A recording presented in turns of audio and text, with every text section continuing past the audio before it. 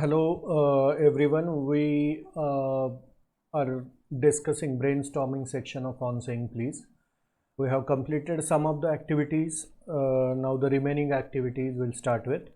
The fifth one, it says discuss and write the impact of good temper and kindness on the society in the light of the good-mannered conductor. Okay, now impact of good temper and kindness on the society is definitely creates a positive environment in the society, and we are supposed to give the explanation in the light of good mannered conductor कशा पद्धतीनं behave केलं कंडक्टरने. Okay, the writer had forgotten the money, but the conductor, instead of letting him out of the bus or throwing him out of the bus, what he did, he behaved in a very positive way, very politely, kindly, and he actually paid for his ticket. Okay, he did not throw him out of the bus, unlike what the liftman did to the passenger who did not say please to him. So obviously the impact of good temper and kindness on society creates a very positive environment, and that's what the bus conductor has shown in the text. Okay, the problem could have been worsened. Might be the passenger might have the writer who got into the bus, he and the conductor might have had a spat just like the liftman and the passenger, but that did not happen, and everything went out smoothly because the conductor behaved in a very proper and kind way. So that can be written there. त्यानंतरचं जे आहे, modest calling can be made dignified by good temper and kindly feeling. Explain the statement with examples. आता modest calling can be made dignified. ठीक आहे, modest वागणं, मॉडेस्टीनी वागणं म्हणजे व्यवस्थितपणे वागणं, कर्टसीनी वागणं. ठीक आहे. सो आणि गुड टेम्पर, चांगलं टेम्पर दाखवणं, रागात न येणं. ठीक आहे, शोईंग अ गुड टेम्पर, प्रेमाने वागणं एकमेकांशी, काइंडली फिलिंग. तर ह्या सगळ्या गोष्टी ज्या आहेत त्या they come out of modest calling. if you are modest in your behavior, the problems can be solved without getting into a bad temper and all. ठीक आहे. सो डिग्निफाईड वेनी त्या गोष्टी हाताळल्या जाऊ शकतात, आणि तेच आपल्याला एक्झाम्पल्स जर द्यायचे झाले तर यामध्ये आपण दोन एक्झाम्पल्स वेगवेगळे जे अपोजिट आहेत एकमेकाला ते देऊ शकतो. एक तर पहिलं पॅसेंजरचं आणि लिफ्टमनचं, जिथं की पॅसेंजर प्लीज म्हणत नाही म्हणून रागात येतो लिफ्टमन, आणि दोघांमध्ये जे काही घडतं, ठीक आहे, ते काही चांगली गोष्ट घडत नाही. He throws him out of the lift. But exactly the opposite case, it happens with the conductor, bus conductor and the writer. He goes into the bus without any money, and the conductor, he does not throw him out of the bus, but he actually pays for his ticket. So these are the two examples, opposite examples we can give by in order to tell, हे सांगण्यासाठी की modest calling, जर तुमचं behaviour जे आहे ते modest असेल तर मग सगळ्या गोष्टी डिग्निफाईड वेनी कशा क्लिअर होऊ शकतात. ओके, त्यानंतर सातवं आहे, the service of the police is necessary for the implementation of law in our society. Do you think you require this service for good social environment? Discuss. Now police definitely are the part and parcel of our society. They are necessary part and parcel of our society. गरजेचीच गोष्ट आहे. पण मग बाकीचे जे crimes आहेत जे physical लेवलवरती होतात किंवा मग इकॉनॉमिक लेवलवरती जे क्राईम्स वगैरे होतात ते सगळे सॉल्व केले जाऊ शकतात. बट इन अ सोसायटीचं ॲटमॉस्फिअर व्यवस्थित करण्यासाठी पोलिसांनी प्रत्येक गोष्टीमध्ये हस्तक्षेप करणं हे तितकंसं योग्य नाही वाटत. जर लोकच तितक्याच व्यवस्थितपणे वागले, ठीक आहे, तर मग पोलिसांचं काम उलट आपण सोपं करू शकतो. We can make the work of the police easy by behaving properly. People if in living in a society, if they behave properly, they will make a good society rather than giving trouble to the police. Okay, and police in turn giving trouble to the people. So this is something that cannot be forced upon. Society मध्ये राहायचं तर सोसायटीचे काही etiquettes आपण पाळले पाहिजेत, manners आपण पाळले पाहिजेत. प्रत्येक ठिकाणी रागात येऊन वगैरे गोष्टी हाताबाहेर जातात आणि सोसायटीचं वातावरण जे आहे टोटली बिघडून जातं. त्यामुळं police I don't think they should interfere into the social manners, because that again depends upon what kind of environment you people have been living in. Okay, next A3, first one, he committed the crime in broad daylight, not bright daylight or narrow darkness. Okay, आणि त्याचं continuation आहे basically. पुढं examples दिलेत. I had a cup of strong tea, not rich tea. हे सगळे जे आहेत. Okay, will remove this image. I take the next page.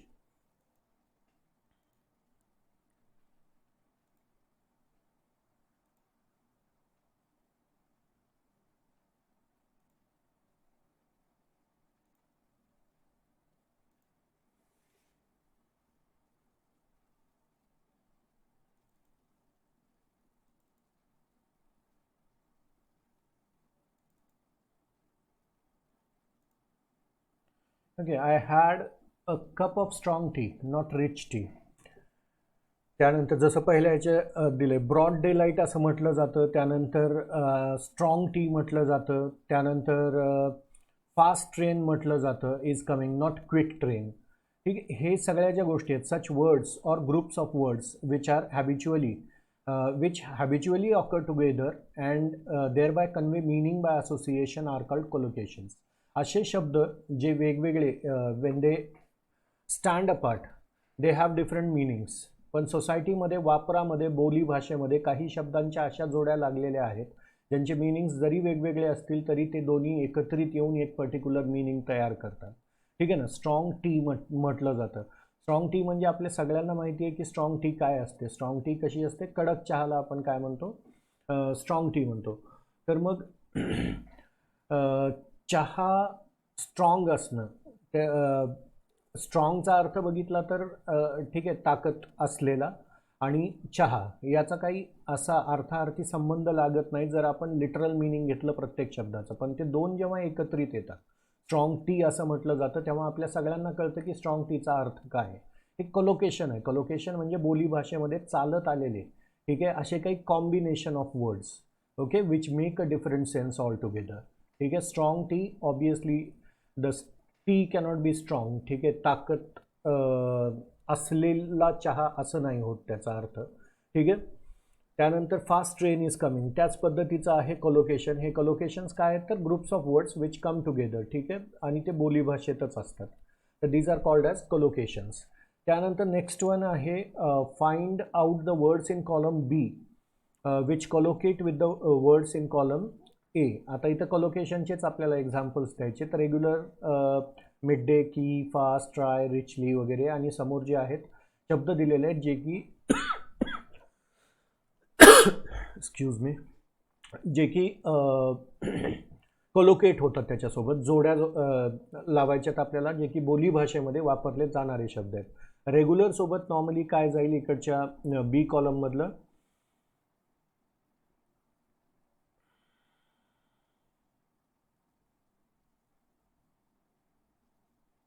Regular exercise होऊ शकतं. ठीक आहे. त्यानंतर मिड डे सोबत मील जाऊ शकतं. मिड डे मील जे शाळांमध्ये वगैरे आजकाल खिचडीच्या स्वरूपात दिलं जातं, मिड डे मील म्हटलं जातं. त्यानंतर की कन्सेप्ट होऊ शकतं, फास्ट फूड. ठीक आहे, that collocates with it. Try hard. Okay. Richly decorated, richly decorated आहे तो हॉल, म्हणजेच काय, रिचली डेकोरेटेड, डेकोरेशन वगैरे खूप चांगल्या पद्धतीचं आहे अशा अर्थाने. Free time, traffic jam, social justice, wild animal, असे काही शब्द आहेत जे एकमेकांसोबत कोलोकेट होतात. त्यानंतर पुढची जी ॲक्टिव्हिटी आहे, learning कोलोकेशन्स is essential for making your English sound fluent and natural. Make collocations and use in your own sentences. आता हे कोलोकेशन्स आहेत, काही दिलेले आहेत आपल्याला, काही बनवायचे आहेत. बिग मिस्टेक असतं, बिग सरप्राईज असतं, हे वापरतो आपण कॉमनली. तर असेच बिग सोबत मॅच होणारे आणखीन कुठले आहेत कोलोकेट होणारे शब्द जे होतात बिग सोबत, नॉर्मली आपण वापरतो. तर कार्यक्रम वगैरे असेल तर give a big round of applause असं म्हटलं जातं, म्हणजे टाळ्या वाजवा मोठ्याने असं म्हणण्यासाठी. त्यानंतर बिग स्टेप असंही वापरलं जाऊ शकतं, एक मोठं पाऊल उचललं त्यांनी या अर्थाने. बिग शॉक असू शकतं, बिग न्यूज, बिग डील म्हणजे काही खूप महत्त्वाची गोष्ट नव्हती अशा अर्थाने, वॉजंट अ बिग डील असं जर म्हटलं तर. बिग चॅलेंज होऊ शकतं. त्यानंतर वेलला कलोकेट होणारे काही शब्द, वेल ड्रेस्ड म्हणतो आपण, व्यवस्थित कपडे घातलेला. त्याच पद्धतीनं there are other words which well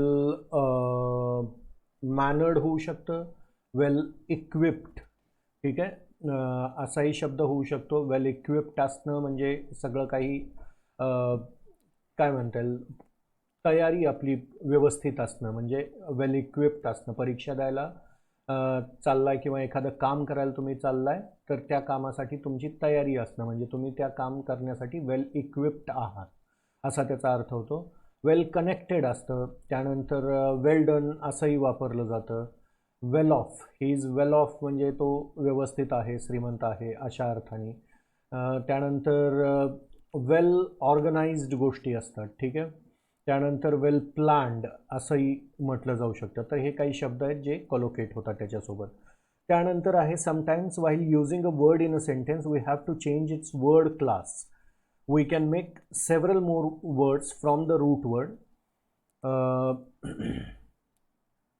I asked Sumit to, इथं ब्लॉक दिला रिकामा, my pencil for me. Sharp या शब्दाचं योग्य ते रूप इथं वापरायचं आहे. I asked Sumit to sharpen my pencil असं होऊ शकतं. त्यानंतर नेक्स्ट पेज.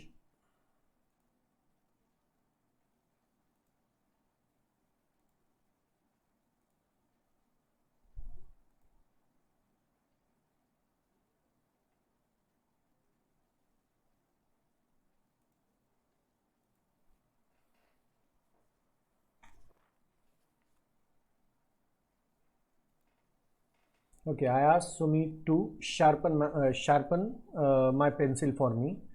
त्यानंतर now read the following sentences and use the words given in the brackets. Change the word class and rewrite the sentences. Lena was eating a very crunch हा शब्द वापरायचा. Crunchy Apple असं म्हणतात and obviously enjoying it. त्यानंतर दिस picture looks, colour हा शब्द आहे, colourful होऊ शकतं. This picture looks colourful. I am afraid that your behaviour is just not acceptable, ठीक आहे. बिहेवियर ॲक्सेप्टेबल नाही, व्यवस्थित नाही.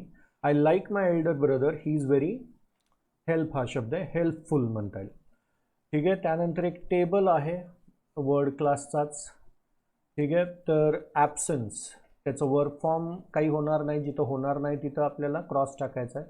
ॲडजेक्टिव्ह ॲब्सेंट आणि ॲडवर्ब ॲब्सेंटली. त्यानंतर अलार्म, अलार्मिंग, अलार्मिंगली. त्यानंतर अट्रॅक्शन, अट्रॅक्ट, अट्रॅक्टिव्ह आणि अट्रॅक्टिव्हली. चौथं इनेबल आहे, त्यामुळं नाऊन इथं होतं ॲबिलिटी, इनेबल, एबल आणि एबली. त्यानंतर फिफ्थ वन ॲडमायर असा शब्द दिला आहे वर्ब सेक्शनमध्ये. त्याचं नाऊन काय होतं, ॲडमिरेशन. त्यानंतर ॲडजेक्टिव्ह ॲडमिरेबल आणि ॲडवर्ब ॲडमिरेबली. त्यानंतर सहावं आहे ॲग्री असं शब्द वर्बमध्ये दिला आहे, त्यामुळं त्याचं noun form agreement, adjective form agreeable आणि ॲडवर्ब ॲग्रीएबली. सातवं आहे ॲप्लिकेबल, ॲप्लिकेबल ॲडजेक्टिव्ह फॉर्म आहे त्याचा नाऊन फॉर्म ॲप्लिकेशन होईल, वर्ब फॉर्म अप्लाय होईल आणि ॲडवर्ब तिथं क्रॉस पुटअप करायला लागेल, कुठला फॉर्म ॲडवर्बचा त्याचा नाही. त्यानंतर आठवं अवॉइडेबली ॲडवर्ब फॉर्म दिला आहे, तर त्याचा नाऊन फॉर्म अवॉइडन्स होईल, वर्ब अवॉइड होईल, ॲडजेक्टिव्ह अवॉइडेबल होईल. आणि नाईन्थ वन जे आहे ते डिफर असा वर्ब दिला आहे, तर डिफरन्स हे नाऊन फॉर्म होईल, डिफरंट हे ॲडजेक्टिव्ह होईल आणि ॲडवर्ब जे आहे ते डिफरंटली होईल. त्यानंतर तिसरं जे आहे ते a register often refers to a degree of formality of language, but in a more general sense, it means the language used by a group of people who share similar work or interest, such as doctors or lawyers. काय असतं register म्हणजे भाषेचं register म्हणजे काय असतं तर particular field जे आहे जसं लीगल फील्ड आहे म्हणजे वकील जज कोर्ट ह्या संदर्भातली जी लोक आहेत तर तिथं काम करणारी लोक क्लार्क वगैरे जे असतील तर ह्या these people are aware with certain terms अशा काही टर्म्स किंवा अशी काही vocabulary a set of vocabulary जी फक्त वकिली भाषेत वगैरे वापरली जाते लीगल भाषेमध्ये वापरली जाते ते नॉर्मल इंग्रजी कळणाऱ्या माणसाला ती गोष्ट कळणार नाही जर दोन वकील काही गोष्ट डिस्कस करत असतील तर नॉर्मल इंग्रजी येणाऱ्या माणसाला ते कळणार नाही ते दोघं जण काय बोलतायत का कारण की ते एक रजिस्टर वापरतायत ते एक सेट ऑफ ओकॅबलरी वापरतायत जी की पर्टिक्युलरली त्यांच्याच फील्डमध्ये वापरली जाते त्यामुळं नॉर्मल इंग्रजी कळणाऱ्याला ऑब्वियसली त्यांचं डिस्कशन एखादं केस जर ते डिस्कस करत असतील तर ऑब्वियसली कळणार नाही कारण की शब्द जे आहेत काही असे शब्द वापरले जातील जे की त्यांच्या फील्डशी रिलेटेड असतात सेम एक्झाम्पल जर डॉक्टर्स असतील दोन डॉक्टर जर एखाद्या पेशंटची केस डिस्कस करत असतील तर मग ते सुद्धा डिस्कस करत असताना ते असेच शब्द वापरतील जे त्यांच्या मेडिकल रजिस्टरमध्ये येतील म्हणजेच काय मेडिकल फील्डची असलेली वोकॅबलरी आहे त्याच्यामध्ये येतील त्यामुळं आपल्याला कळणं ते अवघड जाईल का कारण की आपण त्या रजिस्टरशी अवगत नसतो त्यामुळे what is a register it's a set of vocabulary ठीक आहे that belongs to a particular field असे काही शब्द जे पर्टिक्युलर त्याच फील्डमध्ये वापरले जातात ठीक आहे ज्या माणसाला कम्प्युटर काय आहे ते अजिबात माहिती नाही ठीक आहे अशा माणसाला जर आपण laptop keyboard Mouse monitor CPU असं म्हणायला असे शब्द वापरले तर ऑब्वियसली त्याला काहीच कळणार नाही का कारण की ते आपण रजिस्टर वापरतोय कुठलं particularly computer field okay so you understood what a register is it's a set of words or vocabulary that is used in one particular field ते त्या फील्डचं रजिस्टर झालं ठीक आहे imagine that your principal or teacher is coming when you meet him you would never say hey dude WhatsApp ठीक आहे obviously जर कॉलेजमधून तुमचं समोरून जर टीचर किंवा तुमचे प्रिन्सिपल आले तर ऑब्वियसली तुम्ही त्यांना असं म्हणणार नाही ना हे ड्यूड व्हॉट्सअप वगैरे काय चाललं आहे ऑब्वियसली ठीक आहे का कारण की आपण तो डिफरन्स जाणतो आणि त्या पद्धतीने बोलतो नक्कीच जर तुमचा मित्र समोरून आलं तर you will be you can say this ठीक आहे so we use a particular register in different situation प्रत्येक सिच्युएशनमध्ये आपण वेगवेगळ्या पद्धतीचे शब्द वापरत असतो this is a formal situation so you would say good morning sir ठीक आहे ही फॉर्मल सिच्युएशन झाली की आपण स्टुडंट आहे समोरून प्रिन्सिपल येत आहेत तर obviously that is a formal situation आणि आपण ती ओळखून ठीक आहे at the max good morning sir Namaste sir वगैरे म्हणू शकतो आपण ठीक आहे पण मित्र असेल तर डेफिनेटली काय चाललं रे हे ड्यूड व्हॉट्सअप वगैरे अशा टाईपचं बोललं जाऊ शकतं तर ते रजिस्टर झालं in every situation you use appropriate expression according to the person the language you use when you meet someone depends on their age position etc there are formal and informal registers in spoken and written language ठीक आहे ना formal जे formal सिच्युएशनमध्ये वापरले जातात ठीक आहे जेव्हा तुम्ही तुमच्या सुपिरियर्स सोबत बोलत असता मोठ्या माणसांसोबत बोलत असता तेव्हा तुम्ही फॉर्मल लेवलवर बोलत असता जेव्हा तुम्ही तुमच्या मित्रांसोबत बोलत असता तेव्हा ते कॅज्युअल लेवलवरती झालं इनफॉर्मल लेवलवरती झालं so each and every language has this kind of registers which are the words which are used in particular situation or particular field okay write appropriate expressions and words which you have to use while facing an interview आता ही formal situation आहे interview तुम्हाला face करायचा आहे तर त्यामध्ये तुम्ही वापरले जाणारे कुठले शब्द असू शकतात तर ऑब्वियसली जे जास्त करून फॉर्मल शब्द असतील जसं इथे एक दिलेलंच आहे may I come in instead of that apart from that you will be using बाकीचे कुठले असे शब्द वापराल तुम्ही गुड मॉर्निंग सर किंवा good morning ma'am okay I would be honoured to work with you with all due respect sir I did not get it would you please repeat it अशा पद्धतीनं आपण काही शब्द वापरू किंवा वाक्य वापरू जे फॉर्मल सिच्युएशनमध्ये वापरले जातात that is register you are writing a letter of complaint list the proper आता हे नेक्स्ट पेजवरती आहे पेज नंबर 23 वरती जाऊ आपण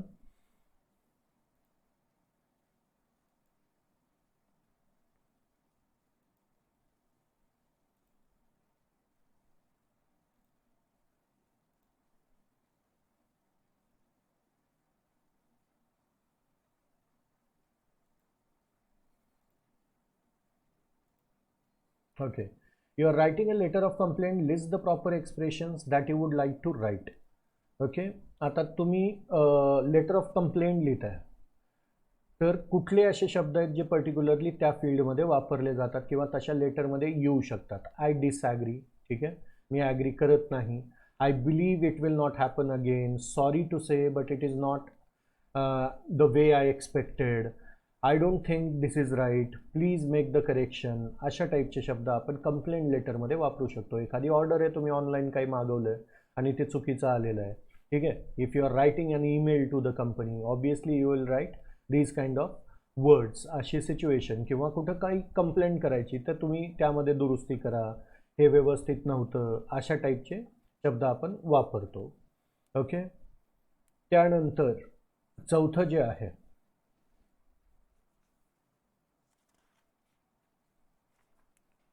find the meanings of the following phrases. Use them in your own sentences. त्याच्या अगोदर distinguish between legal offence and moral offence on the basis of given text. आपल्याला जे टेक्स्ट दिलं आहे त्यामध्ये लीगल ऑफेन्स कुठले आहेत, म्हणजे न्यायाच्या दृष्टिकोनातून कुठले ऑफेन्सेस आहेत, कुठले गुन्हे आहेत, आणि मॉरल म्हणजे सामाजिक लेवलवरती आपल्या वागणुकीतून, आपल्या नैतिक मूल्यातून वगैरे होणारे कुठले गुन्हे आहेत. तर या बाबतीत आपल्याला विचारलं गेलं आहे, जे की आपल्याला लिहायचे. जर आता टेक्स्टमधले जे आहेत ते बर्गलरी असा एक शब्द आलेला आहे, चोरी वगैरे. असॉल्ट म्हणजे अटॅक, ठीक आहे. त्यानंतर बॅटरी असा सुद्धा शब्द आलेला आहे, धोका वगैरे देणं. त्यानंतर मॉरल ऑफेन्स. मॉरल ऑफेन्समध्ये कुठले कुठले शब्द आलेले आहेत, तो रूड बिहेवियर आलेलंच आहे. डिस्कर्टसी असा शब्द आला आहे. त्यानंतर इन्सल्टिंग किंवा हॉटीनेस, जास्त गर्विष्ठपणा, हे सगळे मॉरल ऑफेन्स आहे. याच्यासाठी कुठली सजा नाही, आपल्याला न्यायव्यवस्था सजा नाही देऊ शकत. हे सगळे सामाजिक लेवलवरती, ठीक आहे, आपण पाळतो ह्या गोष्टी. त्यानंतर लेसरेशन ऑफ वन्स फिलिंग, एखाद्याच्या भावना दुखवणं वगैरे, हे सगळं मॉरल ऑफेन्समध्ये येईल. त्याच्यानंतर find out the meanings of the following phrases. Use them in your own sentences. Give and take म्हणजे देवाणघेवाण, विचारांची देवाणघेवाण असू शकते, वस्तूंची देवाणघेवाण असू शकते. तो गिव्ह अँड टेक असा नॉर्मली देवाणघेवाणीसाठी शब्द वापरला जातो. Okay. Give and take of thoughts can lead to gaining knowledge, असं आपण वाक्य बनवू शकतो. A black eye. Black eye म्हणजे काय, कुणीतरी मारल्यानंतर डोळ्याच्या भोवती जे काळसरपणा येणं, ठीक आहे, that is black eye. Okay. My friends had a fight and I came to know that when I saw his black eye, असं म्हणता येईल. Lower than the angels. Lower than the angels म्हणजे एंजल्सपेक्षा, देवदूतांपेक्षा थोडंसं खाली असणं, ठीक आहे. Human beings are lower than the angels असंही म्हणलं जाऊ शकतं. नॉक समवन डाऊन, कुणाला तरी मारणं, असाच त्याचा अर्थ आहे. So you can use these words or these phrases into your own sentences. Find out the words with prefixes and suffixes from the text and write them down. Prefix म्हणजे शब्द जो आहे, रूट शब्द, जसा इथं civil आहे, त्याला prefix म्हणजे अगोदर फिक्स केलं आहे. काय, अन, यू एन, हे त्याला प्रीफिक्स केलं आहे. जसं सफिक्स म्हणजे काय, नंतर, शब्दाच्या नंतर जोडलं जाणारं. रिक्वायर या शब्दाला MENT हे सफिक्स जोडलं गेलं आहे. असे शब्द आपल्याला टेक्स्टमधून हुडकायचे आहेत आणि त्याची लिस्ट लिहायची आहे. तसं प्रीफिक्समध्ये इनएक्झॉस्टिबल लिहू शकतो, इंटरकोर्स लिहू शकतो, डिस्कर्टसी लिहू शकतो. त्यानंतर इन्सोलंट असा शब्द आला आहे, हे सगळे शब्द येऊ शकतात. सफिक्सेसमध्ये सॉलिसिटस येऊ शकतं, रिसेंटमेंट येऊ शकतं, मार्टियरडम येऊ शकतं, रिटॅलिएशन येऊ शकतं. ह्या सगळ्यांना पुढं सफिक्स जोडले गेलेले आहेत. त्यानंतर complete the table with polite expressions that we must use in our day to day life. अशा कुठल्या नम्र अशा, विनम्र अशा एक्सप्रेशन्स आहेत, वाक्य आहेत, जे आपण आपल्या रोजच्या जीवनामध्ये वापरू शकतो. I want a cup of tea हे असं म्हणण्यापेक्षा I would like to have a cup of tea म्हणणं जास्त पोलाईट आहे, जास्त नम्र आहे. Okay. Send me the mail म्हणण्यापेक्षा please would you send me the mail किंवा please send me a mail असं जर म्हटलं तर ते जास्त योग्य राहील. त्यानंतर go away or leave me alone, ठीक आहे, जा इथून निघून किंवा मला एकटं सोड असं म्हणण्याऐवजी प्लीज लीव मी अलोन किंवा मग I would appreciate if you give me some time, I want to be alone, असं म्हणणं जास्त योग्य राहील किंवा पोलाईट राहील. यू आर रॉंग असं डायरेक्टली म्हणण्यापेक्षा are you sure you are right वगैरे असं म्हटलं जाऊ शकतं. किंवा मग I think you should give it a second thought, तू परत विचार कर, असं म्हणणं. ठीक आहे. हे जास्त पोलाईट आहे. म्हणताय तुम्ही तेच, फक्त तुम्ही तीच गोष्ट काय पोलाईट वेनी समजवताय समोरच्याला.